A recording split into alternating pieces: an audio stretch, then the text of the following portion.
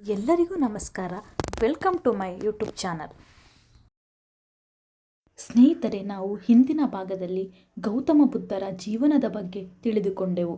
ಇಂದು ನಾವು ಗೌತಮ ಬುದ್ಧರು ನೀಡಿದ ಉಪದೇಶಗಳು ಹಾಗೂ ಬೋಧನೆಗಳ ಬಗ್ಗೆ ತಿಳಿದುಕೊಳ್ಳೋಣ. ಗೌತಮ ಬುದ್ಧರ ಪ್ರಮುಖ 7 ಬೋಧನೆಗಳು. ಮೊದಲನೆಯದಾಗಿ, ನಿಮ್ಮ ಹಣೆಬರಹವನ್ನು ನೀವೇ ಬರೆಯಿರಿ. ಸ್ನೇಹಿತರೆ, ಬುದ್ಧನ ಜೀವನವು ಮಾನವ ತನ್ನ ಹಣೆಬರಹವನ್ನು ಹೇಗೆ ಬರೆಯುತ್ತಾನೆ ಎಂಬುದಕ್ಕೆ ದೊಡ್ಡ ಉದಾಹರಣೆಯಾಗಿದೆ. ಒಬ್ಬ ರಾಜನ ಜೀವನದಿಂದ ಶಾಂತಿಯ ಹುಡುಕಾಟದಲ್ಲಿ ಅಲೆದಾಡುವ ಒಬ್ಬ ಸನ್ಯಾಸಿಯವರೆಗೆ ಬುದ್ಧನು ತನ್ನ ಜೀವನವನ್ನು ಬದಲಾಯಿಸಿಕೊಂಡ ರೀತಿ ಜನಸಾಮಾನ್ಯರಿಗೆ ಒಂದು ಪಾಠವಾಗಿದೆ. ಈ ರೂಪಾಂತರವು ನೀವು ಹೇಗೆ ಅಥವಾ ಯಾವ ಪರಿಸ್ಥಿತಿಯಲ್ಲಿ ಜನಿಸಿದರೂ ಅಂತಿಮವಾಗಿ ನಿಮ್ಮ ಸ್ವಂತ ಜೀವನವನ್ನು ಬರೆಯುತ್ತೀರಿ ಎಂದು ಜನರಿಗೆ ಕಲಿಸುತ್ತದೆ. ಎರಡನೆಯದಾಗಿ, ನಿನ್ನ ಸುಖ ದುಃಖಕ್ಕೆ ನೀನೇ ಕಾರಣ. ನಿಮ್ಮ ಸಂತೋಷ ಮತ್ತು ದುಃಖಕ್ಕೆ ನೀವು ಮಾತ್ರ ಕಾರಣ. ನಮ್ಮ ಸ್ವಂತ ಆಸೆಗಳು ಮತ್ತು ಬಾಂಧವ್ಯಗಳಿಂದ ದುಃಖವು ಉಂಟಾಗುತ್ತದೆ. ಒಬ್ಬ ವ್ಯಕ್ತಿಯ ಮೇಲಾಗಲಿ ಅಥವಾ ಒಂದು ವಸ್ತುವಿನ ಮೇಲಾಗಲಿ ನಾವು ಆಸೆಯನ್ನು ಬಿಡುವುದರಿಂದ ಸಂತೋಷ ಮತ್ತು ಶಾಂತಿ ದೊರಕುತ್ತದೆ ಎಂದು ಗೌತಮ ಬುದ್ಧರು ಈ ಬೋಧನೆಯ ಮೂಲಕ ನಮಗೆ ತಿಳಿಸಿದ್ದಾರೆ. ಮೂರನೆಯದಾಗಿ, ಆಸೆಗಳು ನಿಮ್ಮನ್ನು ತಿನ್ನಲು ಬಿಡಬೇಡಿ. ಬದುಕಿನ ಸತ್ಯವೆಂದರೆ ಜೀವನವು ದುಃಖದಿಂದ ಒಳಗೊಂಡಿರುತ್ತದೆ. ದುಃಖವು ಬಯಕೆ ಮತ್ತು ಬಾಂಧವ್ಯದಿಂದ ಉಂಟಾಗುತ್ತದೆ. ಈ ಆಸೆಗಳನ್ನು ಬಿಡುವುದನ್ನು ಕಲಿಯುವುದರ ಮೂಲಕ ಜನರು ದುಃಖವನ್ನು ಕಡಿಮೆ ಮಾಡಿಕೊಳ್ಳಬಹುದು ಹಾಗೂ ಜೀವನದಲ್ಲಿ ಹೆಚ್ಚಿನ ಶಾಂತಿಯನ್ನು ಕಂಡುಕೊಳ್ಳಬಹುದು. ನಾಲ್ಕನೆಯದಾಗಿ, ಜಾಗರೂಕರಾಗಿರುವುದು ಸರ್ವಶ್ರೇಷ್ಠ.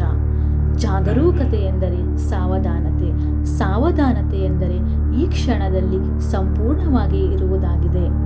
ಧ್ಯಾನ ಮತ್ತು ಸಾವಧಾನತೆಯು ಮನುಷ್ಯರಿಗೆ ವಿಷಯಗಳನ್ನು ಸ್ಪಷ್ಟವಾಗಿ ನೋಡಲು ಸಹಾಯ ಮಾಡುತ್ತದೆ.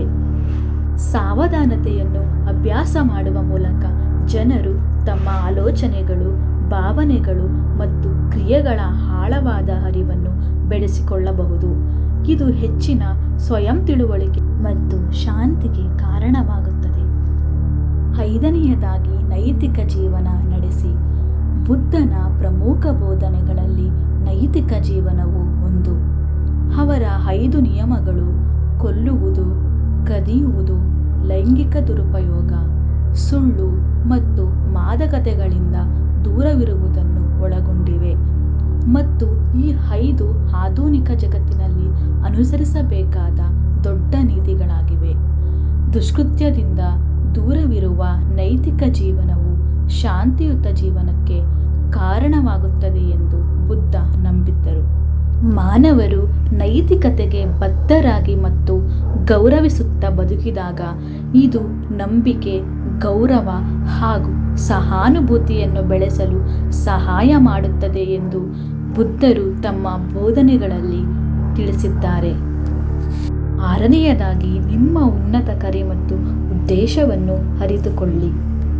ಮಾನವನ ಜೀವನವು ಉನ್ನತ ಉದ್ದೇಶವನ್ನು ಸಾಧಿಸಲು ರೂಪುಗೊಂಡಿರುತ್ತದೆ. ಆ ಉನ್ನತ ಉದ್ದೇಶವನ್ನು ಅರಿತುಕೊಳ್ಳಲು ಸಾಕಷ್ಟು ಆತ್ಮಾವಲೋಕನ, ಸ್ವಯಂ ಶೋಧನೆ ಮತ್ತು ಬದ್ಧತೆಯ ಅಗತ್ಯವಿರುತ್ತದೆ. ಗೌತಮ ಬುದ್ಧರು ಸ್ವಂತ ಪ್ರಯಾಣವು ಅವನ ಜ್ಞಾನೋದಯ ಹುಡುಕಾಟದಿಂದ ನಡೆಸಲ್ಪಟ್ಟಿತ್ತು ಮತ್ತು ಅವನ ದಾರಿಯಲ್ಲಿ ಇತರರನ್ನು ತಮ್ಮ ಉನ್ನತ ಉದ್ದೇಶ ಮತ್ತು ಕರೆಗಾಗಿ ಹುಡುಕಲು ಪ್ರೋತ್ಸಾಹಿಸಿದರು. ಅವರು ಭೌತಿಕ ಯಶಸ್ಸನ್ನು ಮೀರಿ ನೋಡಲು ಮತ್ತು ಜೀವನದಲ್ಲಿ ಆಳವಾದ ಅರ್ಥವನ್ನು ಹುಡುಕಲು ಜನರನ್ನು ಪ್ರೋತ್ಸಾಹಿಸಿದರು ಮತ್ತು ಕಲಿಸಿದರು. ಹೀಗೆ ಪ್ರತಿಯೊಂದು ಮನುಷ್ಯನ ಹುಟ್ಟು ಮಹತ್ತರವಾದ ಒಂದು ಸಂದೇಶವನ್ನು ಸಾರಲು ರೂಪಿತವಾಗಿರುತ್ತದೆ. ಅದನ್ನು ಅರಿತುಕೊಂಡು ನಾವು ಅದಕ್ಕನುಗುಣವಾಗಿ ನಮ್ಮ ಜೀವನವನ್ನು ಸಾಗಿಸಬೇಕು ಎಂದು ಗೌತಮ ಬುದ್ಧರು ಈ ಒಂದು ಬೋಧನೆಯಲ್ಲಿ ತಿಳಿಸಿದ್ದಾರೆ.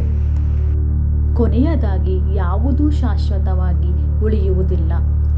ಬುದ್ಧನು ಜೀವನದಲ್ಲಿ ಎಲ್ಲ ವಸ್ತುಗಳು ಅಶಾಶ್ವತ ಎಂದು ಕಲಿಸಿದನು. ನೀವು ಹೊಂದಿರುವ ವಸ್ತುವಾಗಲಿ ವ್ಯಕ್ತಿಯಾಗಲಿ ಕೊನೆಯ ತನಕ ಬರುವುದಿಲ್ಲ. ಅದು ಮಧ್ಯದಲ್ಲೇ ಕಣ್ಮರೆಯಾಗುತ್ತದೆ ಮತ್ತು ಯಾವ ಉದ್ದೇಶವನ್ನು ಪೂರೈಸುವುದಿಲ್ಲ. ಆದ್ದರಿಂದ ಜೀವನದ ಆ ಶಾಶ್ವತ ರೂಪವನ್ನು ಅರ್ಥ ಮಾಡಿಕೊಂಡು ಅದನ್ನು ಸ್ವೀಕರಿಸುವ ಮೂಲಕ ಜನರು ತಮ್ಮ ಬಾಂಧವ್ಯವನ್ನು ಕಡಿತ ಮಾಡಿಕೊಂಡು ದುಃಖವನ್ನು ಕಡಿಮೆ ಮಾಡಿಕೊಂಡು ಜೀವನವನ್ನು ಸಾಗಿಸಬಹುದು ಎಂದು ಗೌತಮರು ಹೇಳಿದ್ದಾರೆ. ಸ್ನೇಹಿತರೆ, ಇದು ಭಗವಾನ್ ಬುದ್ಧರು ಬೋಧಿಸಿದ ಪ್ರಮುಖ ಬೋಧನೆಗಳಾಗಿವೆ.